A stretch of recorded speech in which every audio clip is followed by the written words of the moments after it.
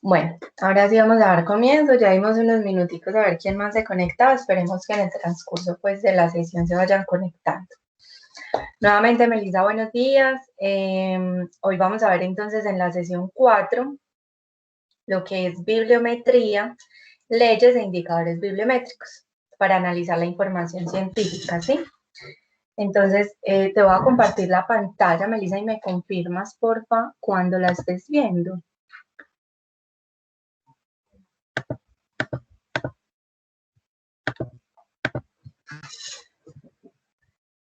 ¿Estás viendo la pantalla, Melissa? Sí, ya la estoy viendo. Listo, perfecto.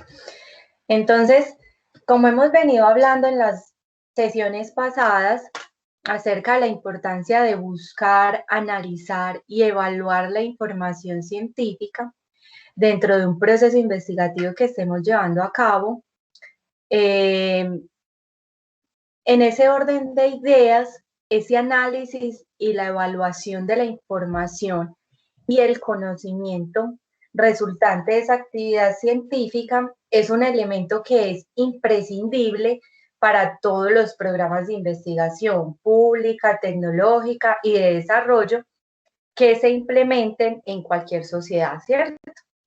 Y es allí entonces donde la ciencia de la información brinda una ayuda inmensa al desarrollo de esas técnicas e instrumentos que nos sirven para medir la producción de conocimiento y su transformación en bienes, ¿cierto? En este caso, en los artículos, en los libros, capítulos de libros. Ay, qué pena, Melissa, yo confirmo si estamos grabando. Sí.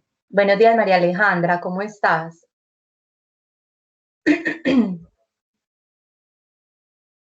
Bueno, por ahí estará María Alejandra. Bueno, vamos a continuar. Entonces, las disciplinas métricas de la información, como la bibliometría, la cienciometría, la infometría, han permitido ese desarrollo de indicadores que al margen de las ventajas y de las limitaciones que han sido expuestas y sobre todo cuando son un producto de análisis de un contexto en el que nos estamos desenvolviendo, constituyen esas herramientas claves en la gestión de la política científica y tecnológica y sobre todo en esos procesos de toma de decisiones estratégicas, ¿sí?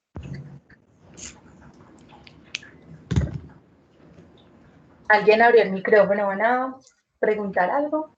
No. Ah, hola, buenos días, Linis, ¿cómo estás? Hola, buenos días. ¿Cómo te va? Ah, bueno, muy bien, gracias. Bueno, apenas estábamos haciendo la introducción, la sesión de hoy para María Alejandra, Lina y los que se hayan conectado, que realmente no alcanzó a ver la pantalla de la reunión, estábamos hablando acerca de lo que hemos venido viendo, de la importancia de buscar y analizar la información científica dentro de un proceso investigativo, ¿cierto? Entonces, en ese orden de ideas les estaba explicando que ese análisis y esa evaluación de la información y de ese conocimiento que es resultante de la actividad científica es un elemento que es imprescindible para todos los programas de investigación, ¿sí? Esa disciplina y esas métricas de información como la bibliometría, que hace parte de la cienciometría, han permitido el desarrollo de indicadores que han sido,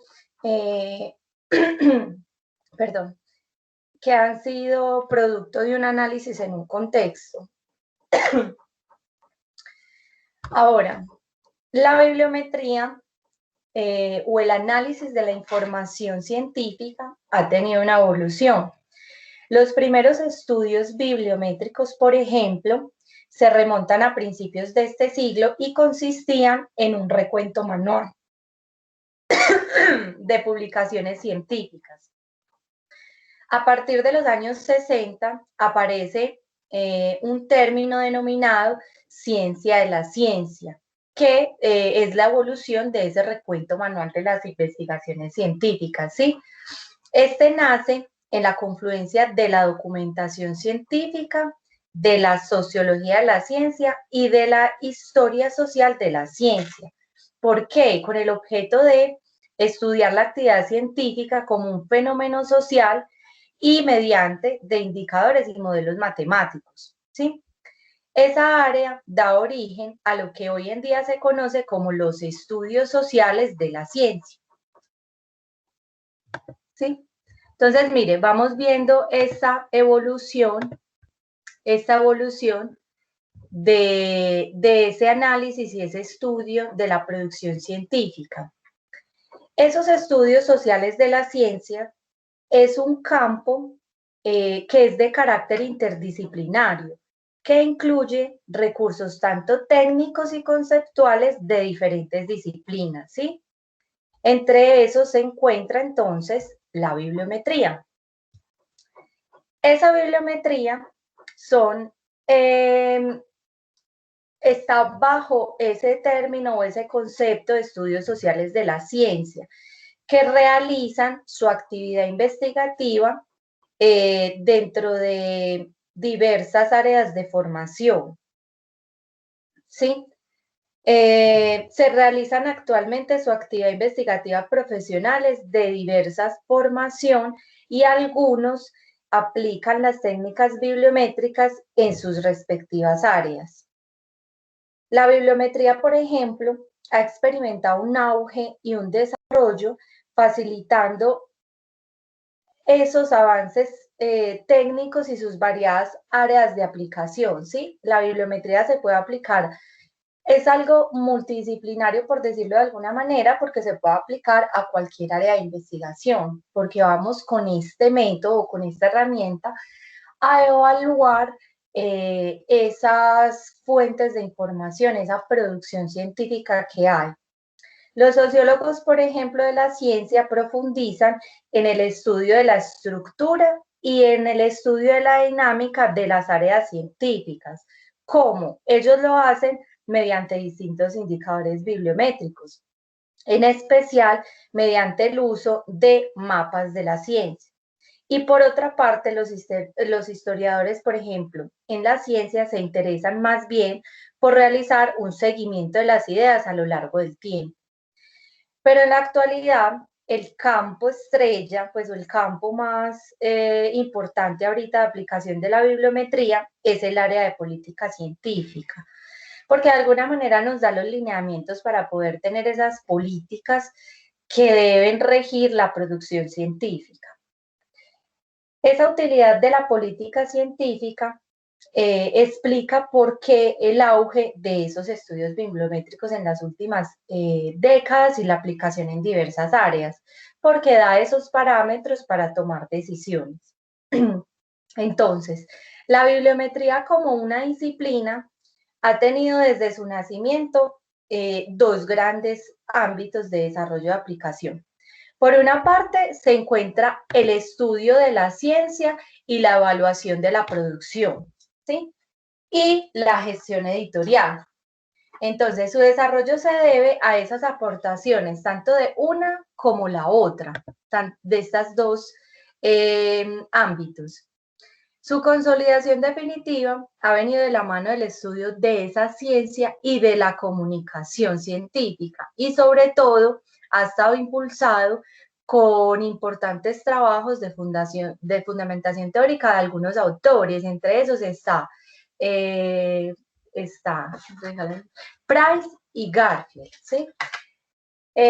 Los trabajos de Price, por ejemplo, en torno a la ciencia de la ciencia, significaron la consolidación definitiva de la bibliometría como la disciplina, ¿sí? Como lo que se conoce hoy como bibliometría. Price afirma que la finalidad de la bibliometría es identificar esas leyes y las regularidades que rigen la actividad científica de una manera global. Entonces, desde su origen hasta la actualidad, la bibliometría ha estado ligada tanto con la bibliografía como con las fuentes de información, ¿sí? Entonces, de acá viene la importancia de todo lo que hemos visto ya, ¿cierto? De todo ese análisis de cómo buscar bibliografía y cómo buscar fuentes de información para luego venir a analizarlas. Entonces, de alguna manera, la bibliometría es una forma de hacer esa evaluación, ¿sí? Esa relación constituye una dependencia, ¿sí? Ya que los estudios bibliométricos se llevan a cabo a partir del análisis de esas fuentes de información que de alguna manera son las que constituyen esa base sobre la cual se mide la producción científica. Incluso los investigadores de esta disciplina hacen mucha referencia a las fuentes de información como ese medio sobre el cual se aplican las técnicas bibliométricas y que a su vez están estrechamente relacionados con métodos estadísticos. Estos estudios entonces complementan de una manera eficaz las opiniones y los juicios que se emiten por expertos desde cada área, ¿sí? Proporcionando entonces una herramienta útil y objetiva en el proceso de evaluación de los resultados en la actividad científica. Entonces, eso va a ser muy importante para, eh, para, para argumentar y sustentar de una mejor forma esa información que vamos a utilizar para nuestras investigaciones, los estudios que estemos desarrollando en algún momento, ¿sí? Bueno, entonces, ¿a qué hacemos referencia cuando hablamos de un estudio bibliométrico? Entonces, los estudios bibliométricos tienen por objeto ese tratamiento y ese análisis más cuantitativo de todas las publicaciones científicas o la producción científica, ¿sí? Constituyéndose ahora como en una herramienta esencial para el conocimiento de la actividad investigativa, aportando entonces datos sobre una situación científica a nivel mundial o de un país, ¿cierto? Dependiendo de las limitaciones que nosotros hagamos, las delimitaciones que nosotros hagamos en una búsqueda o en un tema de investigación, permitiendo entonces así evaluar ese rendimiento de la actividad científica y su impacto en la comunidad alrededor del área o del campo de investigación que estamos llevando a cabo, ¿sí? La cuantificación de las publicaciones es ese elemento básico de la mayor parte de los estudios bibliométricos, mientras que la de las citas puede usarse directamente como una medida de la repercusión o de la importancia de una publicación o de las publicaciones de una persona, de una institución, de un país, ¿sí? Cuando vamos a hacer el análisis podemos también delimitar esos análisis y mirar entonces qué vamos a analizar. Si vamos a analizar el comportamiento de los autores, si vamos a analizar el comportamiento de las instituciones, pues determinada institución, ¿sí? O de un país, o si vamos a comparar, por ejemplo, países, se puede hacer a nivel mundial, o vamos a hacer un análisis en América Latina, pues ejemplo, ¿cierto? Entonces ya uno va delimitando cómo se va a hacer ese análisis. Las referencias y las citas se convierten entonces en esa materia prima de la bibliometría. Sin embargo, se deben tratar con cuidado porque la cuantificación de publicaciones no está libre de algunos sesgos. ¿A cuáles sesgos me refiero? Por ejemplo, que no reflejan la calidad de los documentos. ¿Por qué? Por ser un análisis cuantitativo. Entonces yo con un número determinado, porque un autor publique mucho, no quiere decir que sea entonces un autor que publique de calidad, pues tenga publicaciones de alta calidad. Otro sesgo puede ser que cada artículo contribuye de manera diferente al avance de la ciencia, que los estilos y las categorías varían de acuerdo con la disciplina, ¿cierto? Entonces hay que tener en cuenta que también se pueden tener sesgos debido a que un análisis bibliométrico va muy ligado a un método más matemático, estadístico de cuantificación, ¿cierto? Entonces, ese análisis bibliométrico es esa herramienta que nos permite realizar la identificación cuantitativa de esos aspectos más relevantes de un tema de estudio, ¿sí? A través de indicadores. Entonces, ¿cuáles son esos objetivos de una bibliometría? Cualquier estudio sobre bibliometría debe perseguir dos estudios básicos. El primero, analizar el tamaño, crecimiento y distribución de la bibliografía científica. Y el segundo, estudiar la estructura social de los grupos que la producen y la utilizan. Entonces, miren que es un análisis muy general de interpretación de la producción científica y de todos los actores que intervienen en ella, sean instituciones, sean países, sean autores, ¿sí? Estas evaluaciones tienen una asignación de fondos, por ejemplo, para la investigación e incluso para la promoción profesional de los investigadores. Entonces, por eso es necesario conocer muy bien la característica de cada uno de esos indicadores y las limitaciones, ¿sí? La importancia de que los estudios bibliométricos complementen ambos objetivos radica en que la necesidad de los datos, en que es necesario analizar esos datos numéricos de tamaño, de crecimiento, entre otros, y que sean interpretados dentro de un contexto, ¿cierto? Porque cuando nosotros vamos a hacer un análisis, entonces nosotros vamos a buscar información que nos sirva para nuestro estudio. Y lo más importante es la interpretación que vamos a dar de la información que encontramos, teniendo muy en cuenta cuál es el contexto en el que nos estamos desenvolviendo, cuál es ese contexto del estudio que estamos realizando, ese contexto de la comunidad científica que va a generar esa producción, ¿sí? Entonces, es muy útil para analizar la producción científica más visible internacionalmente, ya que tienen una buena cobertura de revistas, si se busca, por ejemplo, en una base de datos adecuada. Eso depende ya de cada proyecto y de su campo de interés. ¿Por qué? Porque como les había comentado en la clase pasada, las bases de datos y la fuente de información a la que vamos a llegar depende de cada uno de nosotros, depende del proyecto que estamos realizando, la investigación que estemos realizando, porque ahí es donde vamos a tomar la decisión de qué fuente o qué base de datos vamos a utilizar para nuestra investigación, ¿sí?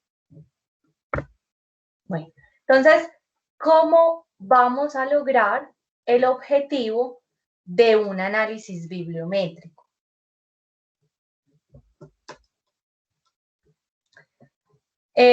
Para lograr el objetivo de una bibliometría, es necesario entonces plantearse y analizar indicadores que en realidad son muchos, tienen muchas denominaciones y tienen muchas clasificaciones, pero que en general se centran en la productividad científica, en el impacto que genera esa producción científica, en las estructuras de las redes de colaboración y coautoría que se tienen dentro de una área específica y el contenido de la producción, ¿sí?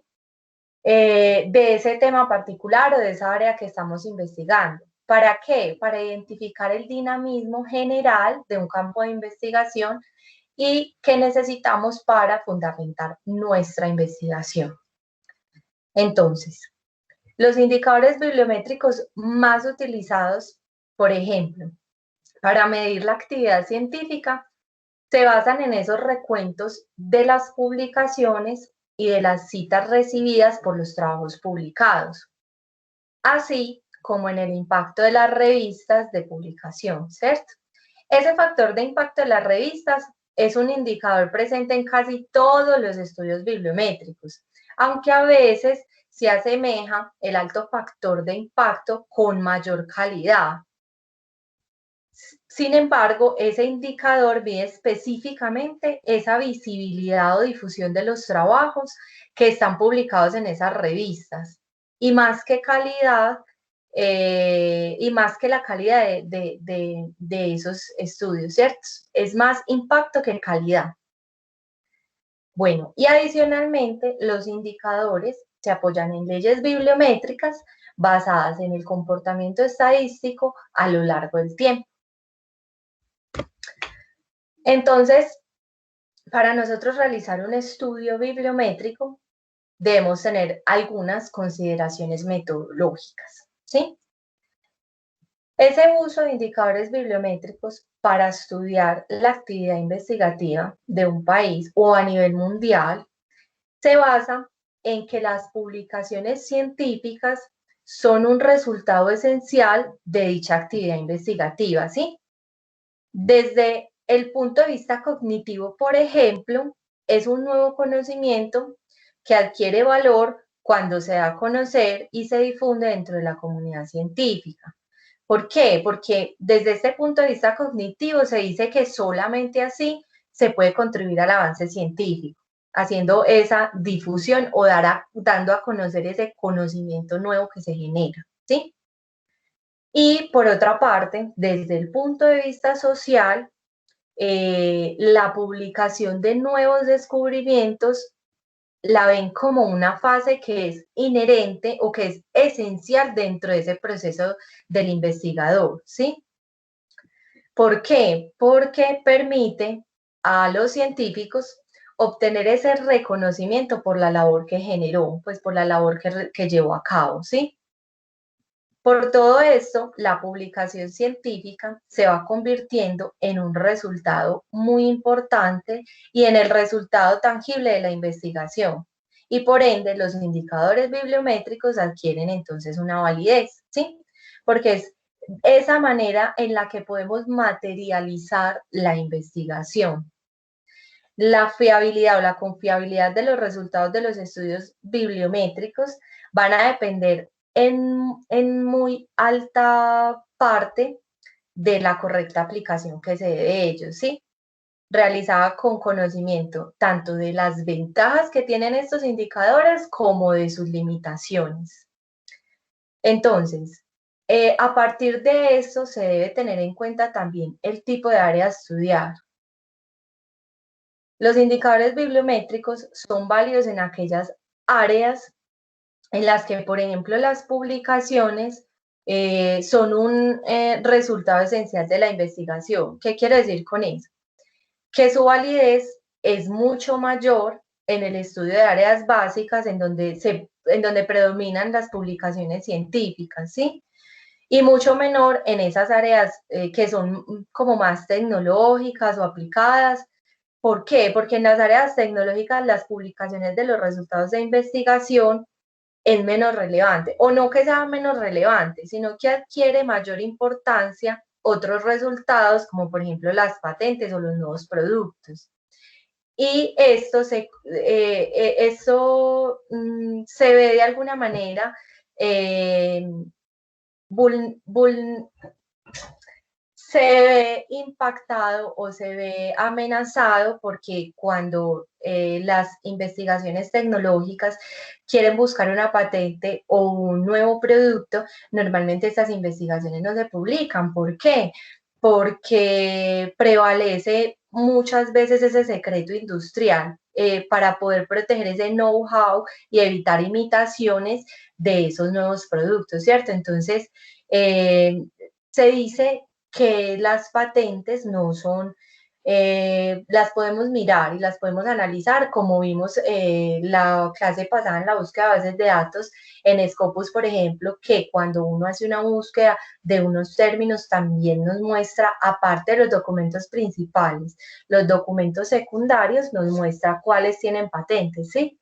Pero ese no se ve como un buen indicador porque muchas veces prevalece entonces como ese secreto para no perder, pues para evitar esas imitaciones que se pueden dar en la industria, ¿sí? Otra consideración que debemos tener en cuenta es el tamaño de la unidad a utilizar, ¿sí? El máximo grado de confiabilidad de los estudios bibliométricos se obtiene cuando se analizan grandes unidades, como la producción de un país. Esta se llama, por ejemplo, el macroanálisis, o cuando se hace de un área científica específica, se le conoce como mesoanálisis.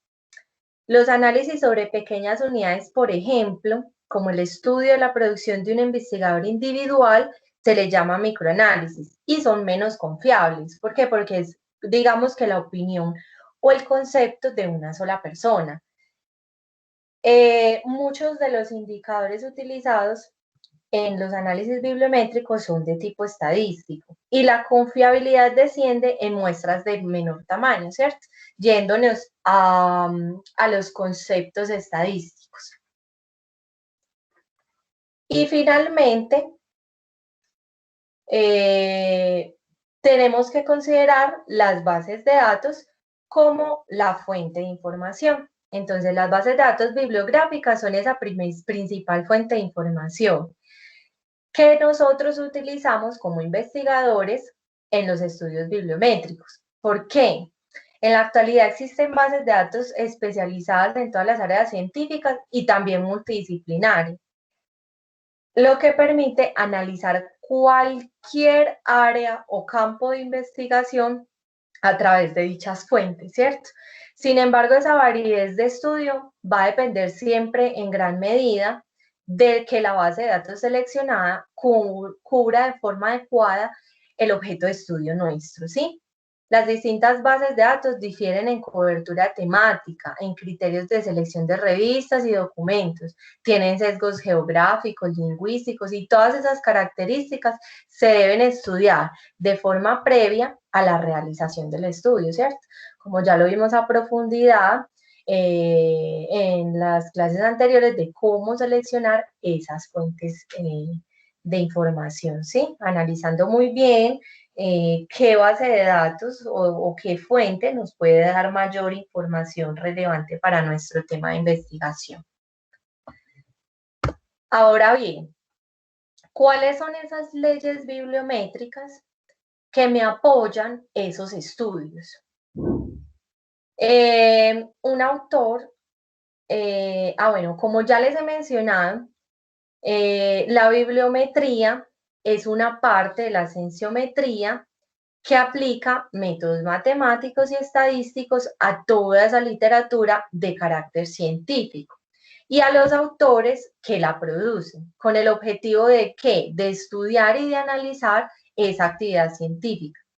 Para ello, se apoya entonces de leyes bibliométricas que están basadas principalmente en ese comportamiento estadístico a lo largo del tiempo y que han demostrado diferentes elementos que forman parte de esa ciencia, ¿sí? Entonces se plantean dos categorías. La primera, las leyes que afectan la literatura científica y la segunda, en las que afectan los autores y las publicaciones, ¿cierto?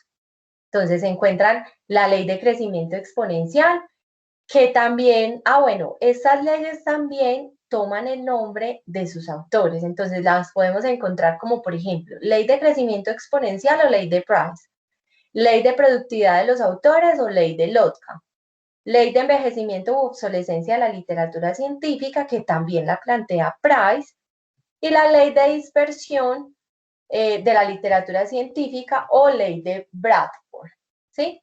Esta ley de envejecimiento o obsolescencia de la literatura científica, la parte de la ley de envejecimiento que la plantearon los autores diferentes, que específicamente no recuerdo el nombre ahorita, pero más adelante se los voy a mostrar para que tengan en cuenta también que la pueden encontrar con el nombre de estos autores. Entonces, normalmente se encuentran por esos tipos de nombre cuando las vamos a consultar. Entonces, ¿qué nos dice la ley de crecimiento exponencial? Ese autor constató que el crecimiento de la información científica se produce a un ritmo que es muy superior respecto de otros fenómenos sociales, ¿sí? Pero que es muy similar a los fenómenos que están en contextos naturales, como por ejemplo los procesos biológicos o por ejemplo el crecimiento de la población, ¿sí? Dicho crecimiento es tal que cada 15 a 30 años la información existente se duplica con un crecimiento exponencial. Aunque eso depende en gran medida del área de conocimiento que se trate, ¿cierto? Porque no en todas las áreas de conocimiento se tiene el cumplimiento de esta ley. Sino que estas leyes nos apoyan esos análisis y nos permiten identificar si efectivamente un área cumple o no cumple con ese crecimiento exponencial. Y de ahí podemos sacar conclusiones de, por ejemplo, bueno, esta área no tiene ese crecimiento, ¿por qué? No tiene tanto auge, evolucionó, cambió, ¿sí?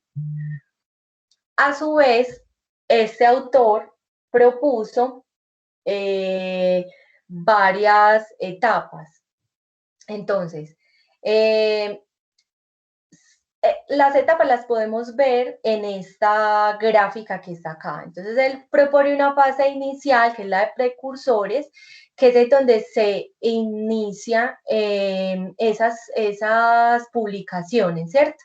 El crecimiento exponencial, en donde plantea ese crecimiento prácticamente en línea recta, el crecimiento lineal, de ahí parte pues ese crecimiento lineal en la fase 3, y llega a una fase 4 que es un límite de saturación, en donde ya hay demasiada información de un área específica, ¿sí?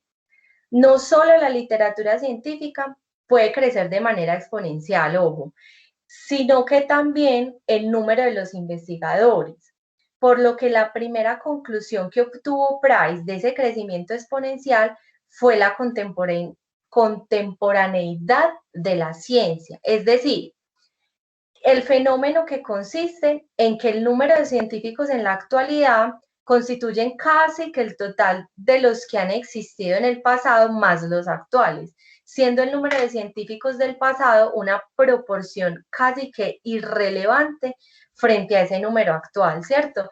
¿Qué nos quiere decir él? Que cada día hay muchísimos más investigadores. Entonces, si vamos a ver esta ley de crecimiento exponencial, la podemos ver no solamente para las publicaciones de un área específica, sino que también la podemos ver desde los autores, ¿sí? Desde esos investigadores que han ido incrementando y por lo tanto hay una relación directa en que entre más investigadores hay mucha más publicación científica, ¿sí?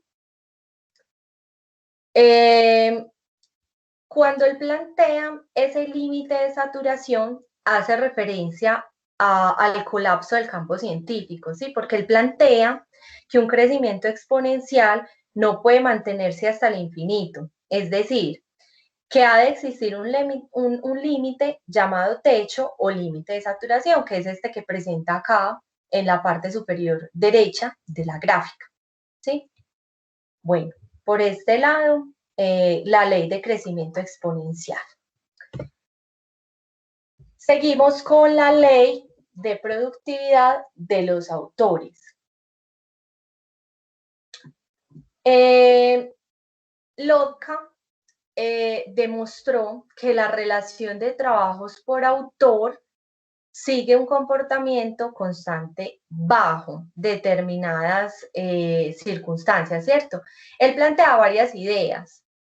Plantea que esos comportamientos dependen de la circunstancia, dependen del área, y determina que partiendo de un número de autores con un solo trabajo sobre un tema, es posible predecir el número de autores con N trabajos, ¿sí?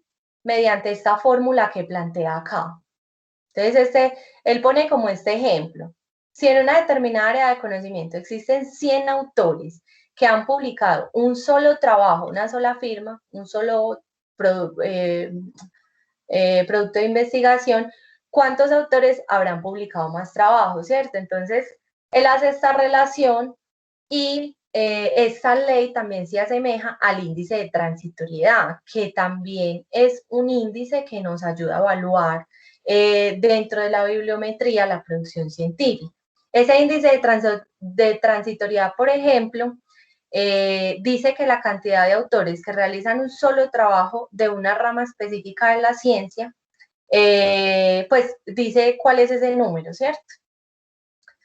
Sin embargo, no se trata solamente de analizar el número de autores de un periodo determinado, sino de localizar también a esos autores que son más productivos. Es decir, esa relación cuantitativa entre los autores y los artículos producidos en un campo dado y en un periodo de tiempo determinado, ¿sí? Se concluye entonces que a medida que aumente el número de trabajos, el número de autores disminuirá, ¿sí?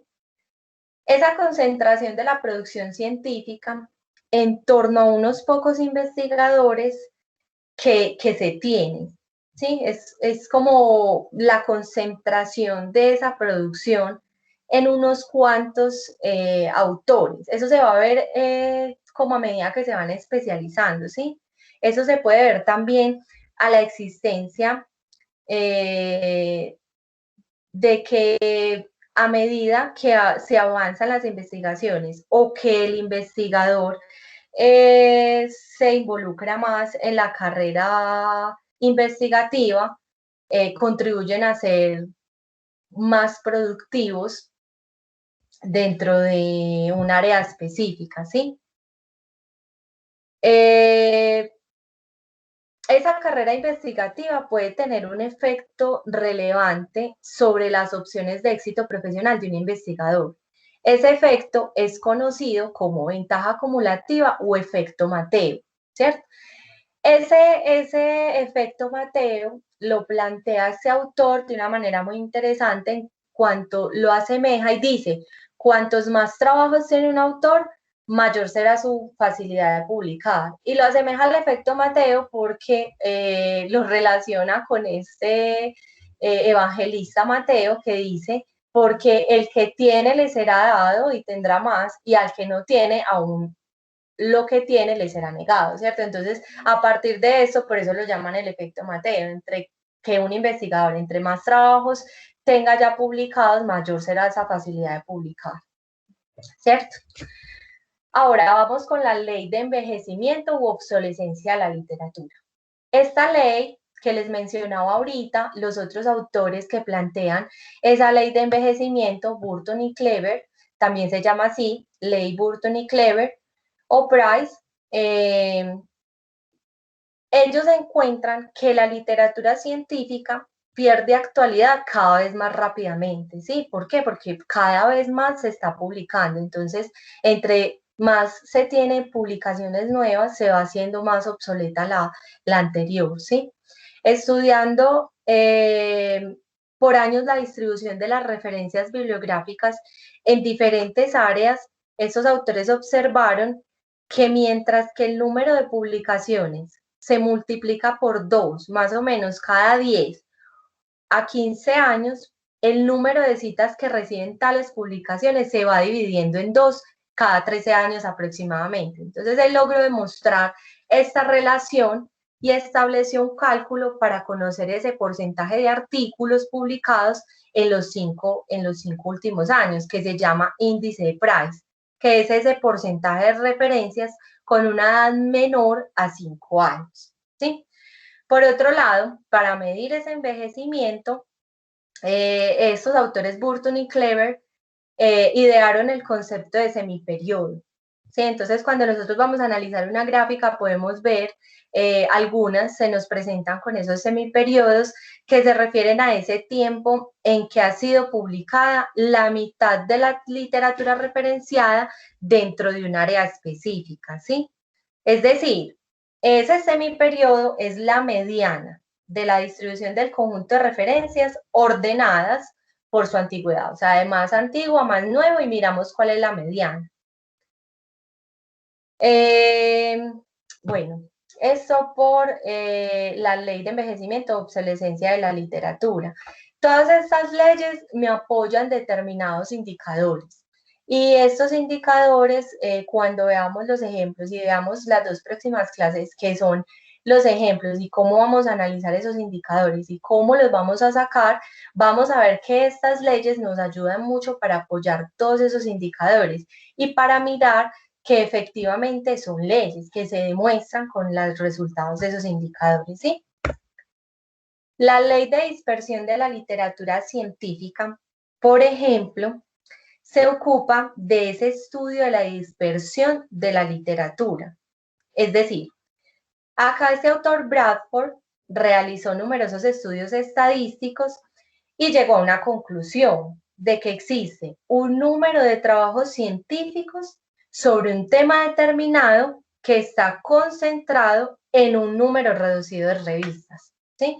Entonces, ¿a qué hace referencia esa ley de dispersión de la literatura científica? Es cómo está dispersa esa literatura en esas fuentes, cómo se ve, se visibiliza la producción científica, ¿sí? Si consultamos, por ejemplo, la literatura especializada, observamos que existe un número de trabajos agrupados en un pequeño número de revistas llamado núcleo o zona core. Esa zona core delimita los artículos concentrados en un grupo de revistas. Entonces, esta ley también nos ayuda como a confirmar esos resultados que vamos a obtener con los indicadores. Entonces, ¿se cumple o no se cumple la ley de la dispersión? Sí, ¿por qué? Porque efectivamente hay un grupo de trabajos, un número de trabajos que están agrupados en determinado número de revistas, que son pocas, ¿sí? Bueno, entonces se formarán esas zonas donde se necesitará un número superior de revistas para obtener el mismo número de artículos. Esas son esas zonas que se llaman zona core o núcleo de un área temática específica. Bueno, a partir de esas leyes bibliométricas, esas leyes son las que nos van a ayudar a apoyar los resultados de alguna manera de los indicadores bibliométricos, ¿cierto? Entonces, los principales indicadores bibliométricos, cuando se habla de ellos, la mayoría de los autores dice que se pueden agrupar en dos grandes grupos. El primero, en que son indicadores cuantitativos de la actividad científica, en donde se incluye el número de las publicaciones y los indicadores de impacto, que están basados es en el número de citas que obtienen esos trabajos científicos y que caracterizan la importancia de dicha producción en función de ese reconocimiento dado por otros investigadores, ¿cierto? Entonces, para lograr los fines de la medición del conocimiento producido, la bibliometría se vale de estos indicadores que se configuran como esos rasgos esos rasgos, que explican el comportamiento de la ciencia y la tecnología, y los cuales son definidos como medidas a partir del análisis estadístico cuantificable, ¿sí?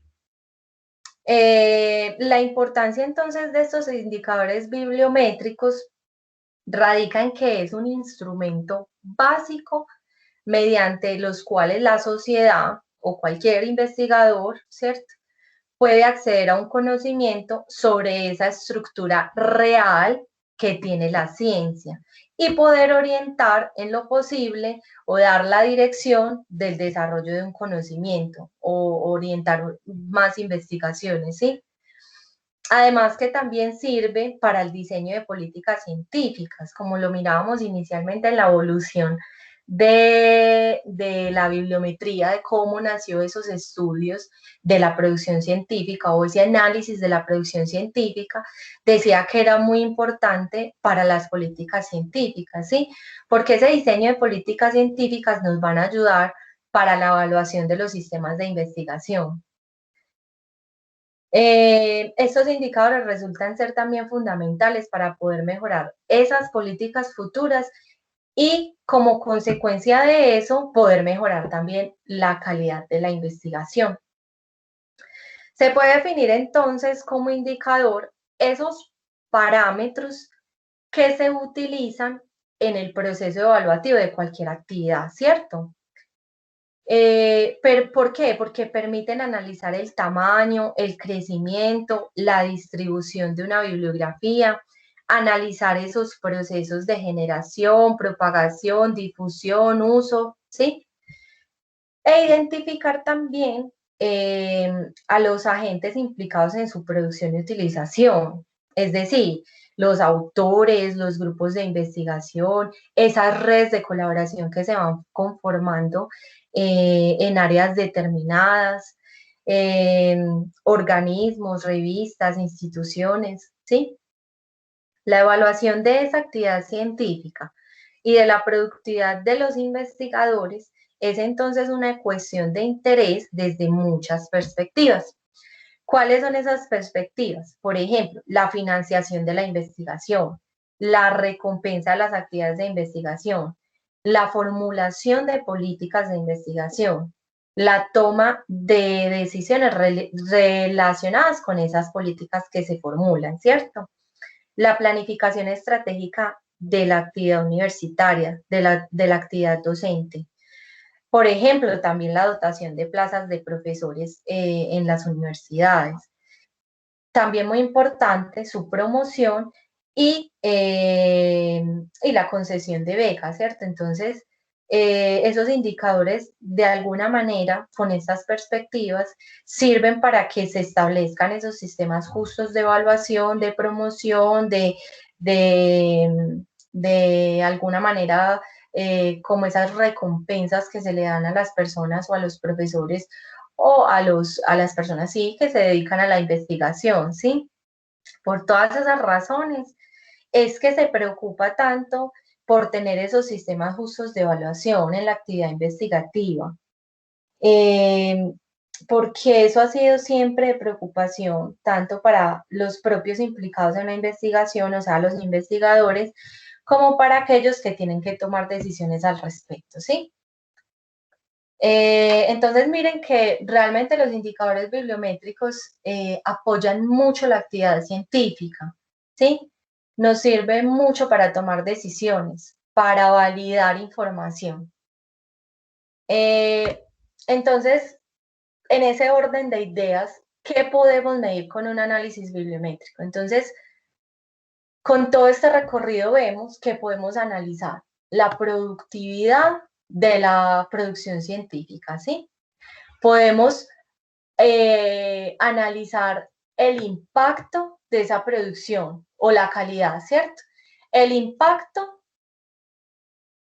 como un indicador directo de esa producción y la calidad como un indicador indirecto. ¿Por qué lo digo? Porque nosotros podemos evaluar el impacto en términos del número de citaciones, ¿sí? Que ahorita lo vamos a ver más detalladamente, pero les quiero hacer la claridad.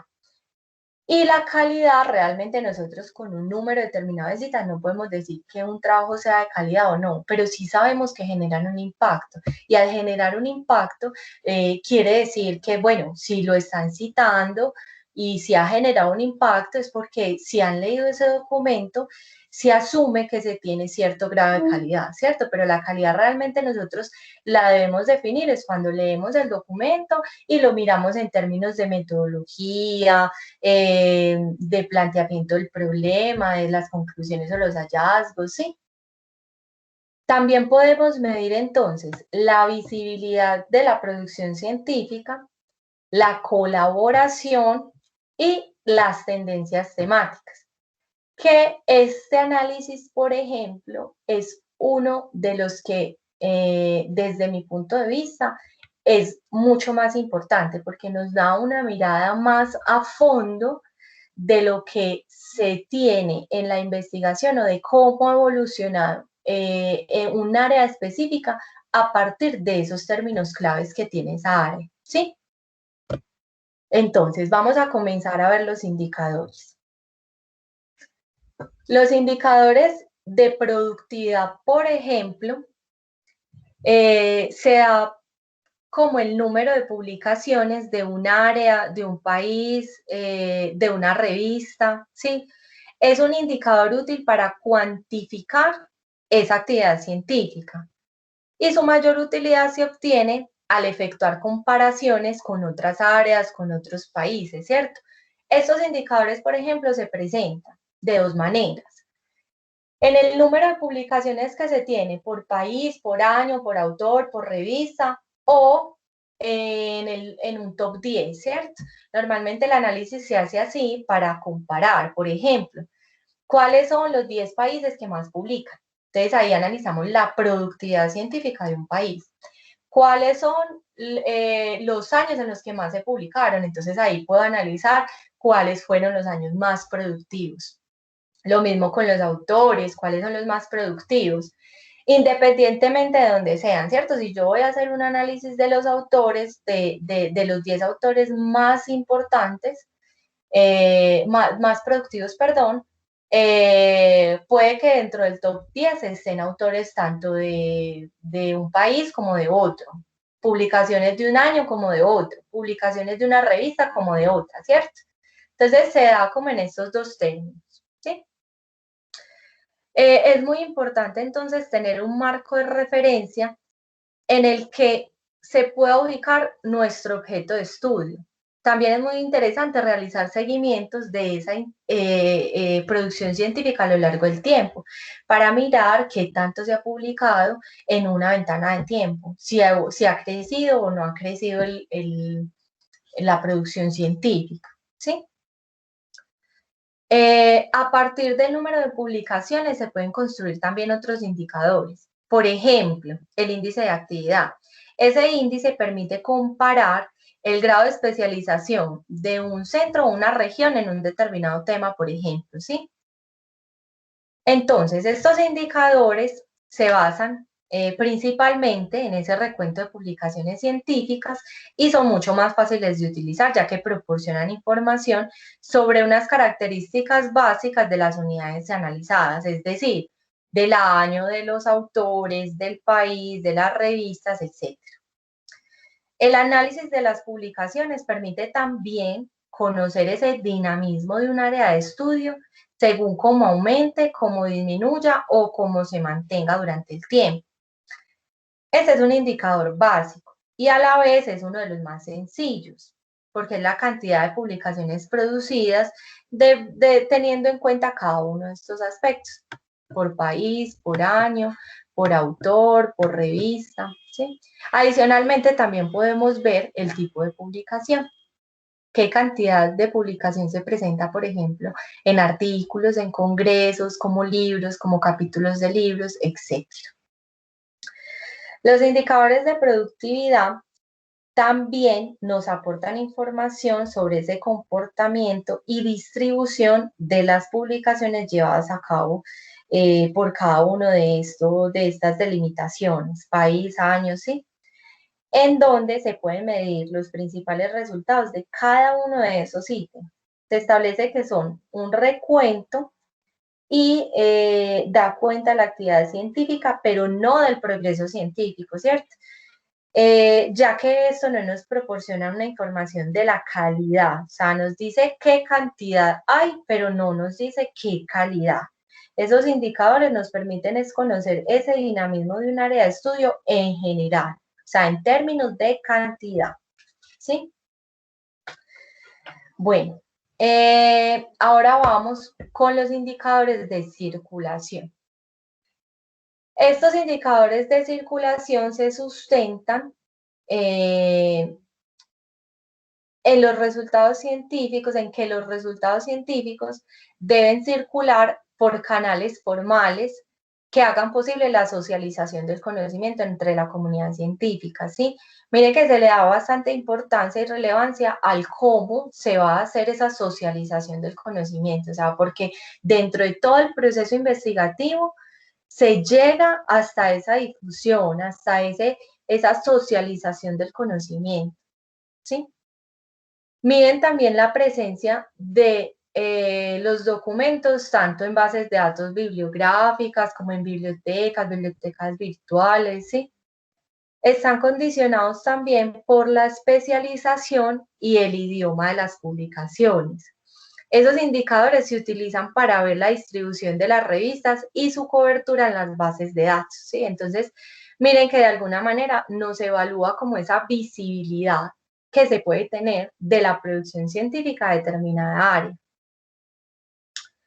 La comunicación de los documentos a través de Internet permite que las comunidades académicas y sociales conozcan esa producción científica que se está generando en diferentes partes del mundo, ¿sí?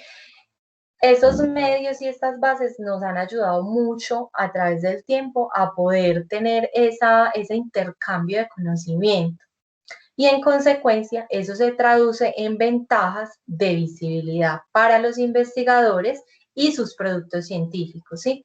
Asimismo, al tratarse de circulación del conocimiento, de su expansión y de su visibilidad, se está ante factores intangibles que gracias a los indicadores bibliométricos se cuantifican y permiten estudiar e identificar diferentes aspectos de esa actividad investigativa, ¿sí?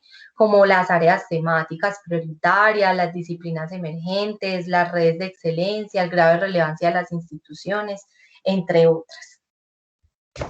Bueno, algunos de esos indicadores de circulación se plasman acá, como por ejemplo el índice de productividad circulante y cómo se calcula. El índice de circulación, el índice de difusión internacional, ¿sí? Bueno, ahora vamos con los indicadores de repercusión e impacto. Entonces, estos indicadores proceden del análisis de las citas y de las referencias. Se apoyan en ese supuesto de que los trabajos importantes son usualmente los que tienen un mayor número de citaciones, ¿sí? Se basan en ese recuento del número de citas que reciben los documentos durante un periodo determinado a partir de su publicación, ¿sí? El principal indicador para la evaluación de la calidad de producción científica recogida en una determinada revista es ese factor de impacto. Entonces, miren que impacto no es sinónimo de calidad. Sin embargo, es un factor indirecto para decir que puede o no ser de buena calidad un trabajo científico, ¿sí? Este indicador es una medida de frecuencia con la que el artículo medio de una revista ha sido citado en un periodo de tiempo. O sea, básicamente mide esa relación entre las citas recibidas y los artículos publicados en una revista. Esos indicadores de impacto hacen referencia a esos indicadores que nos sirven para medir ese desempeño de las investigaciones publicadas. Ojo, ese desempeño en términos del impacto que se genera por el número de citaciones que recibe, por la cantidad de citaciones. Este también se puede medir por el impacto por años, o sea, qué años se tuvo más citaciones el área que estamos estudiando o qué país recibió un mayor número de citaciones en esa área, ¿sí? O, por ejemplo, qué revistas fueron las que más tuvieron citas y por autores, ¿sí? En definitiva, hoy en día se considera que el número de citas que recibe un trabajo es solo un indicador que es parcial de su calidad, o sea, complementa esa calidad y muestra visibilidad, difusión, impacto del trabajo en una comunidad científica de un área específica, ¿sí? Ahora, algo muy importante, no necesariamente el nivel de productividad significa calidad e impacto, ¿sí? Ahora bien, si se tienen los dos, quiere decir que se difunde gran cantidad de conocimiento de alta calidad.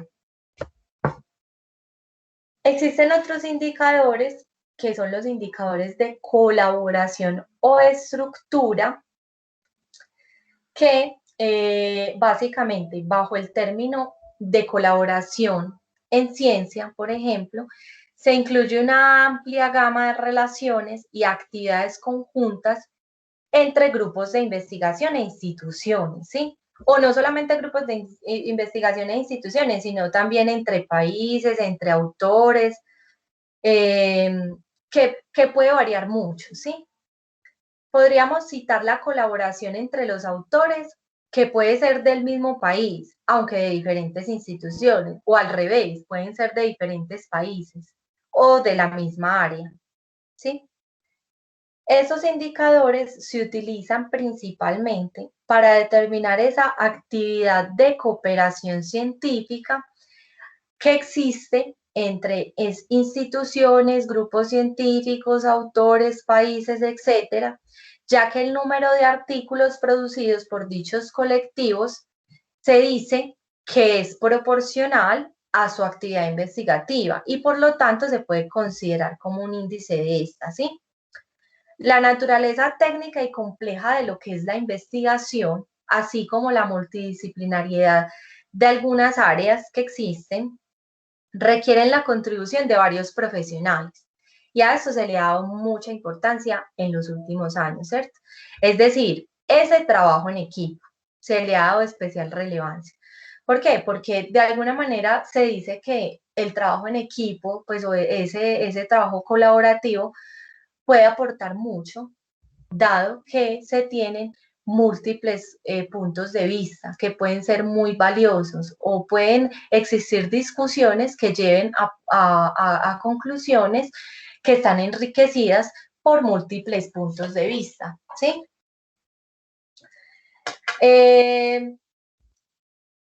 Ese trabajo en equipo se reconoce por medio de la inclusión como autores en las publicaciones a todos los investigadores que han participado en el trabajo, ¿sí? Por consiguiente, ese indicador o estos indicadores miden las relaciones que han existido entre los investigadores científicos y que han finalizado alguna publicación conjunta de resultados científicos. Estos indicadores de colaboración se basan principalmente, entonces, según todo esto, en los datos de autoría. En la bibliometría se sigue el concepto de colaboración internacional como un indicador de globalización. Entonces, a estos indicadores le dan especial relevancia e importancia por esa colaboración, esa estructura que se puede conformar entre diferentes actores, ¿cierto? Llámense instituciones, llámense países, llámense autores. Son esas redes de colaboración que se van conformando alrededor de un campo en específico, ¿sí? Bueno, ahora, este indicador puede estar sobreestimado o puede estar infraestimado. ¿Qué quiero decir con eso? Sobreestimado por ejemplo, la autoría honoraria, que hace referencia a esas personas de relevancia académica que figuran como autores sin haber participado en el estudio, ¿cierto? O por la autoría de agradecimiento, que es ese personal de apoyo técnico incluido en el trabajo sin cumplir también esos criterios de autoría. Y con respecto al término infraestimado, que el indicador puede estar infraestimado, hace referencia al caso que se presente una autoría fantasma, ¿sí? Es decir, que un experto que colabora de forma muy directa en el estudio, que también participa en la fase conceptual del diseño, en la metodología e incluso en la redacción del manuscrito final que se va a presentar, no figura como autor del mismo, ¿sí? De ese artículo. Entonces, el indicador de colaboración es, entonces, ese análisis de estructura de las redes para analizar la colaboración científica que existe entre esos actores. En este análisis se estudia básicamente la estructura significativa de relación y todas las ocurrencias entre los términos claves, centrándose en la copresencia de pares de componentes, ¿sí? ¿A qué me refiero con ocurrencias? A esas coincidencias de los términos claves y se centran en esa copresencia de pares que se da entre países, entre autores, entre universidades, entre referencias o en la ubicación relativa de ciertos componentes de una red, ¿sí? Ahora, esos indicadores de colaboración o estructura analiza esos vínculos. El análisis de los vínculos de esas redes consiste principalmente en tres aspectos, ¿sí? En la coocurrencia, en la cocitación y en la coautoría. Y pueden obtenerse mediante diferentes softwares, ¿sí? Todos estos indicadores y estas leyes, hay software para apoyarnos para hacer eso, que es lo que vamos a ver en las dos próximas clases, de cómo sacar esos indicadores con Excel, con tablas dinámicas y también con un software, ¿listo? En este caso vamos a utilizar el software Bibliometrics R, ¿sí? Bueno, volviendo al indicador de colaboración, entonces, acá se establece como red ese conjunto de objetos, esos nodos, y las relaciones entre los pares de objetos, o sea, esos vínculos que existen dentro de esos nodos, ¿sí? Entonces, el indicador de concurrencia, por ejemplo, mide la frecuencia y el nivel de ocurrencia y la fortaleza que existe entre las palabras claves, ¿sí? Sus relaciones claves mediante la cercanía de palabras, señalando el contenido de la literatura y encontrando nuevos paradigmas en un área determinada de investigación. Esta concurrencia es la coincidencia de las palabras claves que están indexadas en las bases de datos y también en las que se extraen de los artículos revisados en la búsqueda de información y pueden revelar grupos de artículos sobre unos intereses temáticos similares, ¿cierto? Entonces, esta concurrencia nos muestra, perdón, esa red en donde diferentes publicaciones, artículos o autores, ¿sí? O países, dependiendo de lo que vayamos a delimitar, nos muestra que tienen intereses en temáticas similares, ¿sí?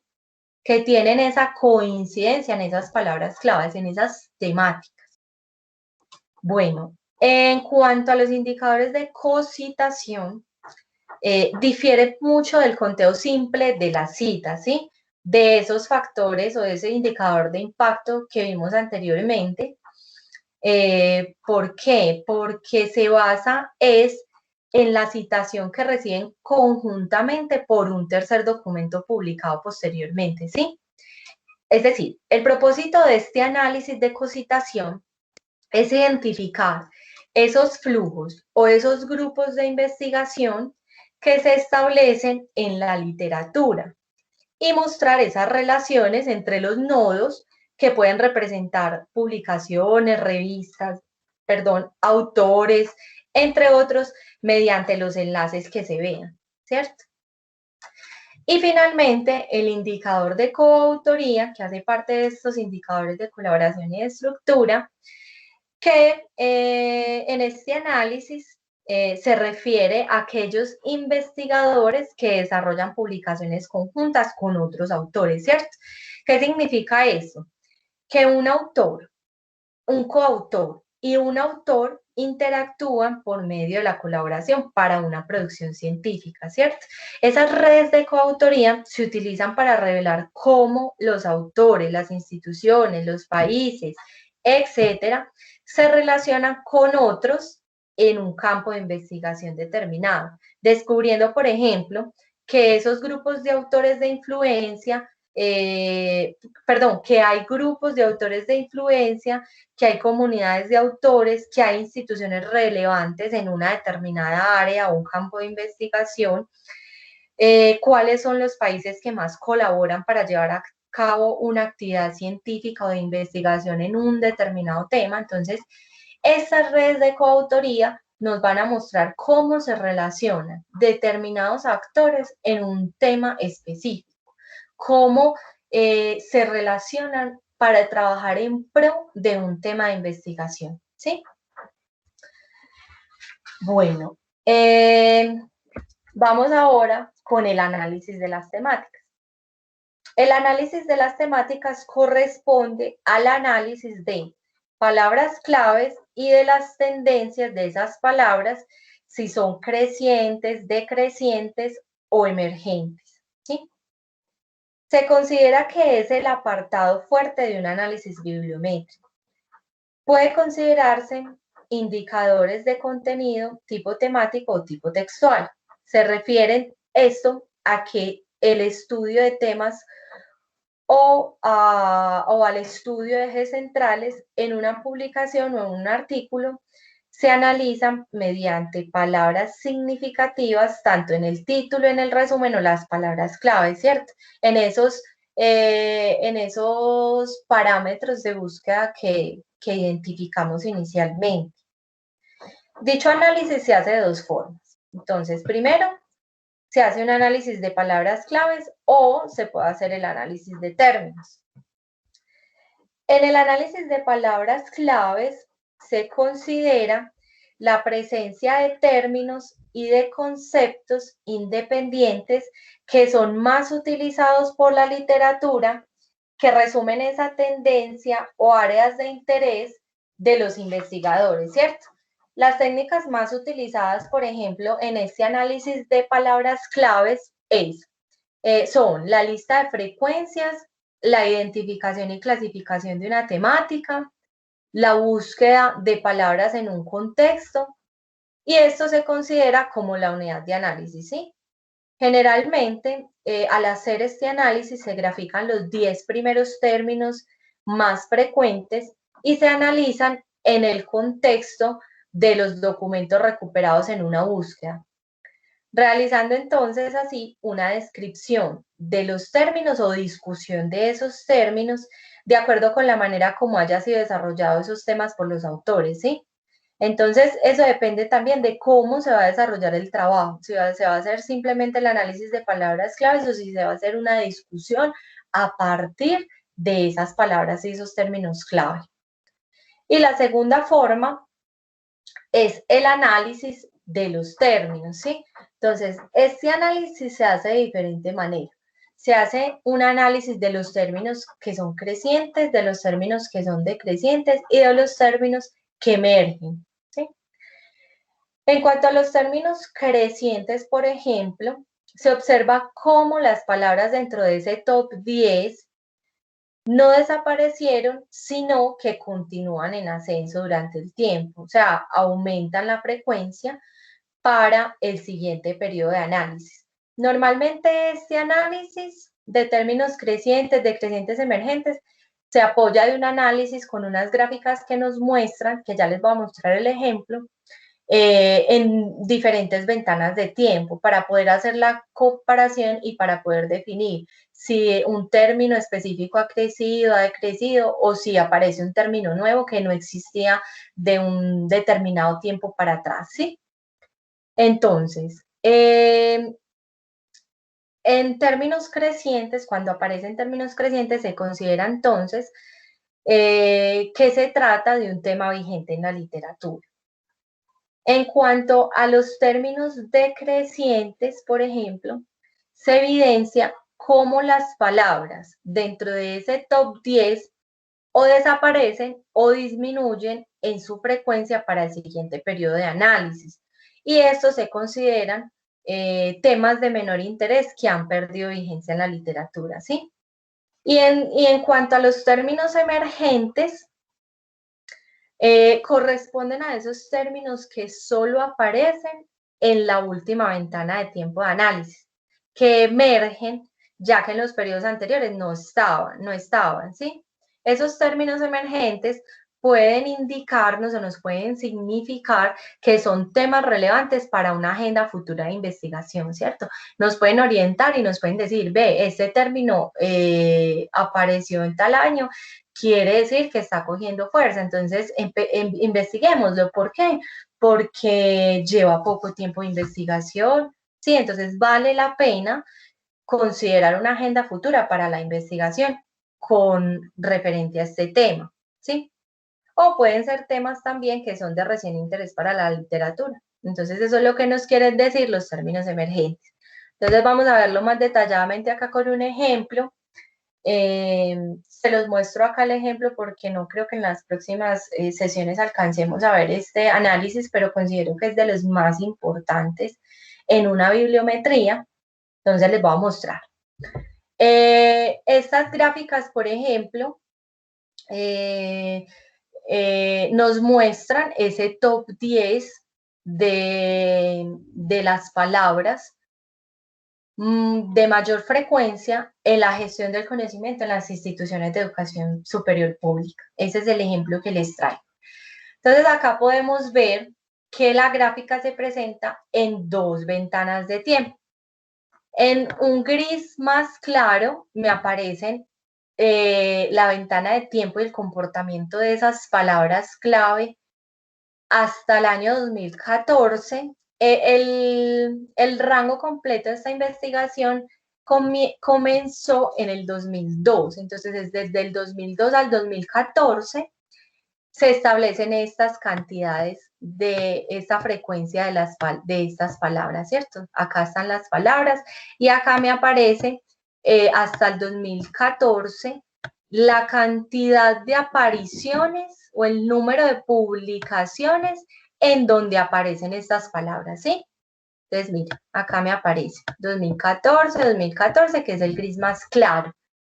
Y en un gris más oscuro me aparece el comportamiento, las apariciones de estas palabras claves en las publicaciones desde el 2015 hasta el 2019. Esa es la segunda ventana de tiempo. Entonces, mire que se presentan en dos ventanas de tiempo para poder hacer ese análisis y esa comparación de si esas palabras han crecido, han decrecido o simplemente son emergentes, ¿sí? Entonces, a partir de esta gráfica, se pueden hacer esos dos análisis. El análisis que ya les mencioné de creciente, emergente, y el análisis de las palabras claves. ¿Por qué? Porque yo acá tengo el top 10 de las palabras que más aparecen en las publicaciones. Y acá me dice cuántas veces o en cuántas publicaciones aparecen esos términos claves, ¿sí?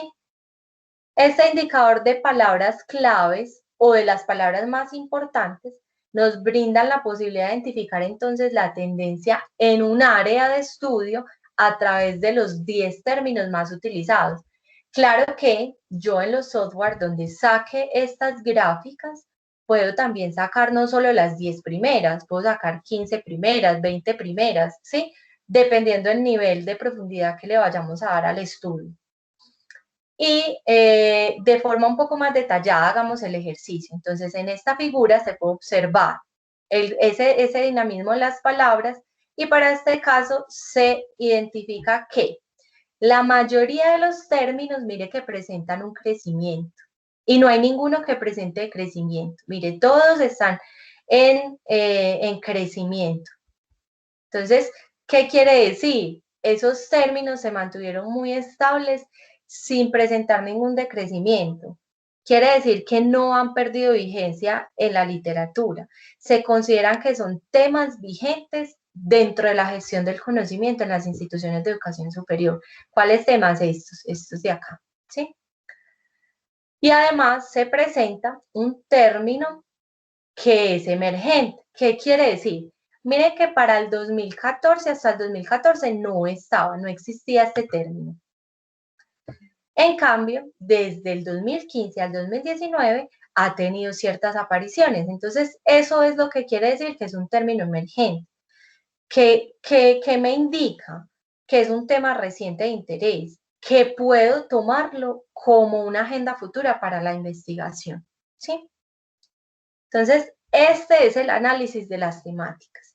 ¿Yo cómo hago ese análisis? Empiezo a mirar cada uno de los temas y me voy a buscar estas publicaciones en donde aparecen esos temas y analizo qué abordan los autores con respecto a ese término clave, ¿sí? En sus publicaciones.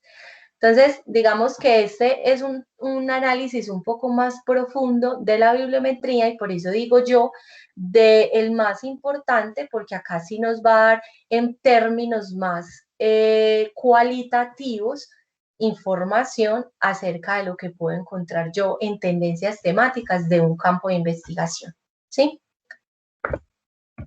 Ahora, existen también limitaciones para los estudios bibliométricos.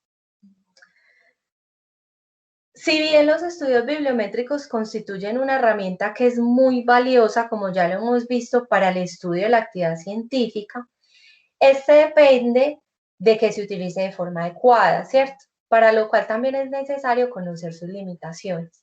Entre algunas de las limitaciones que tienen estos indicadores es el uso del número de publicaciones, ¿cierto? ¿Por qué? Porque es de carácter cuantitativo.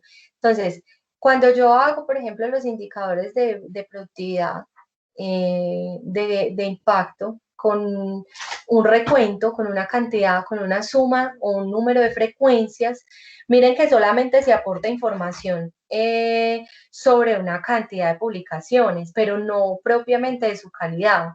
Por lo que esto se puede combinar con otros indicadores de impacto, de juicios de expertos, para que sea realmente valiosa ese análisis bibliométrico, ¿sí?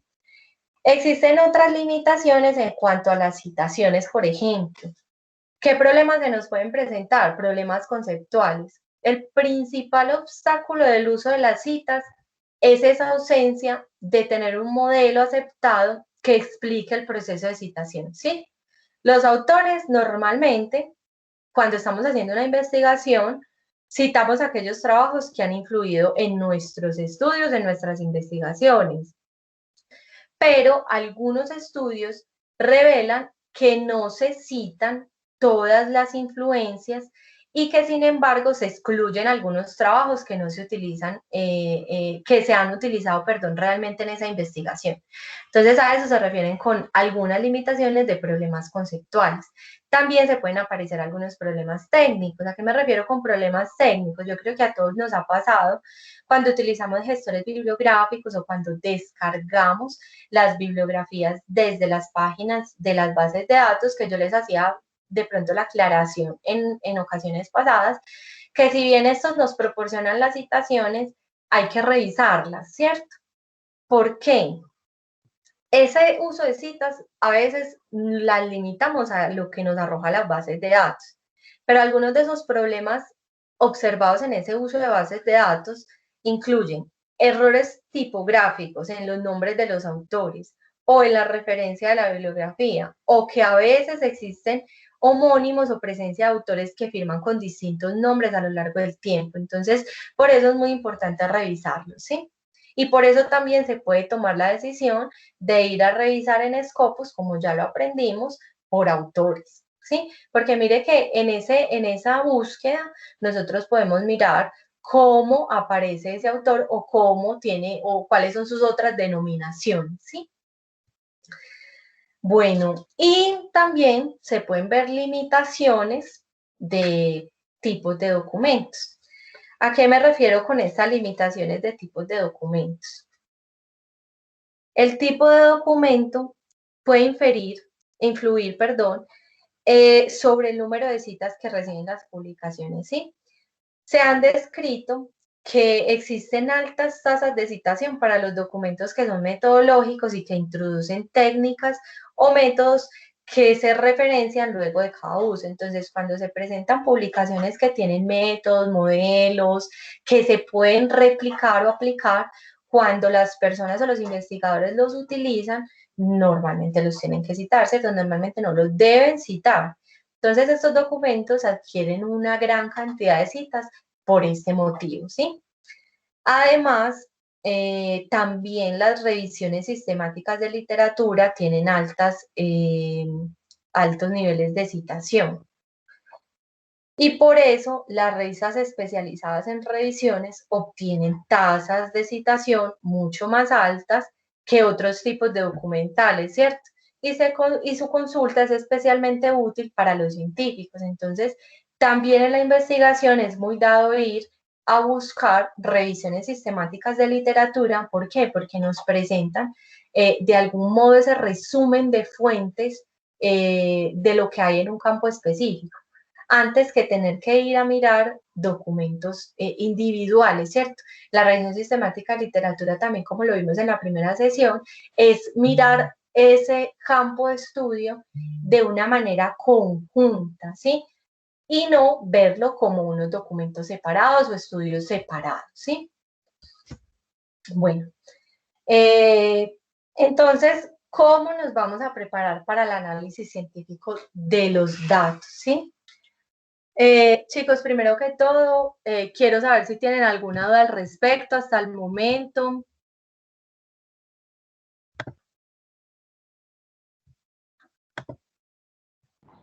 No, está muy claro.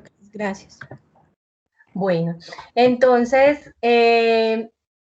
para la próxima sesión vamos a tener en cuenta cómo nos tenemos que preparar para el análisis de estos datos, ¿sí? Las dos próximas sesiones van a ser totalmente prácticas en donde vamos a empezar a sacar todos estos indicadores y los vamos a analizar con ejemplos y todo, ¿sí? Adicionalmente vamos a hacer 2 talleres en cada una de las 2 siguientes sesiones. Entonces, ¿cómo nos vamos a preparar? Primero, vamos a retomar desde las bases de datos cómo descargarla y organizarla en Excel, ¿cierto? Para poder procesar esos datos para sacar los indicadores. Seguido, por medio de tablas dinámicas, según sea el indicador, vamos a poder contar o sumar y posteriormente graficar los resultados. Igualmente nos vamos a apoyar de un software, Bibliometrics, en el software R, para sacar algunas gráficas. Y vamos a hacer el análisis a partir de esos resultados que obtengamos de las tablas dinámicas, de los gráficos y de cómo vamos a hacer para analizar cada uno de esos indicadores, ¿sí? Bueno, chicos, hasta aquí es la sesión del día de hoy. Cuéntenme de pronto qué dudas, inquietudes.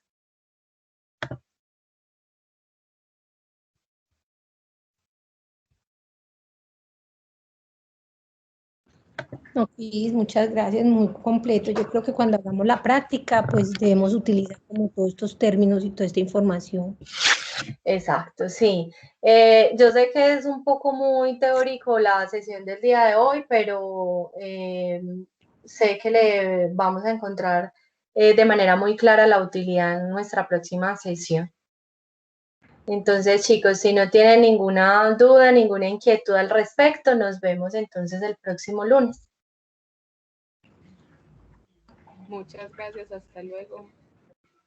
Muchas gracias a ustedes por participar. Feliz día. ¿Sí? Chao, muchas gracias. Hasta luego, gracias. Perdón, ¿alguien más iba a preguntar algo?